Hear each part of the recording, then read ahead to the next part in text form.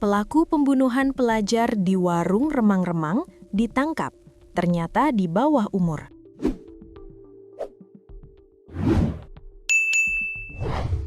Polisi berhasil menangkap pelaku pembunuhan pelajar yang terjadi saat pesta minuman keras di warung remang-remang Desa Tebat Sibun, Kecamatan Talo Kecil, Kabupaten Seluma, Bengkulu.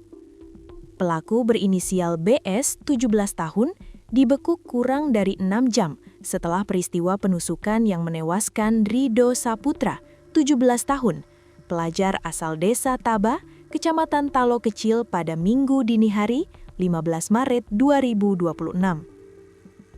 Kapolres Seluma AKBP Bonar Ricardo Pepakpahan melalui Kasatreskrim AKP Panji Nugraha didampingi KBO Ibtu Mirwan mengatakan pelaku dibekuk di rumah orang tuanya tanpa perlawanan. Kejadiannya itu Minggu dini hari. Minggu pagi sekira pukul 7 WIB, pelaku BS ini sudah kita dapatkan.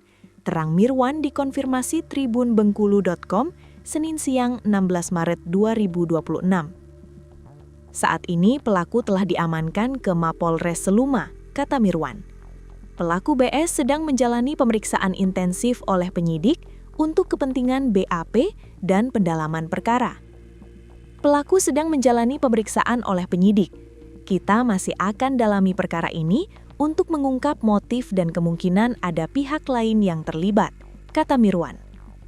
Untuk diketahui pada Minggu dini hari 15 Maret 2026, sekira pukul 01.30 WIB, terjadi pembunuhan di warung remang-remang yang berada di perkebunan kelapa sawit Desa Tebat Sibun, Kecamatan Talo Kecil, Kabupaten Seluma, Bengkulu.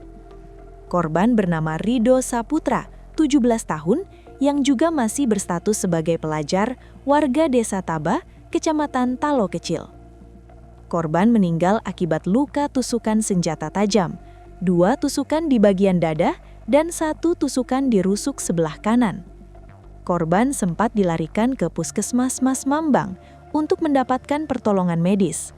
Namun korban tidak terselamatkan dan meninggal dunia.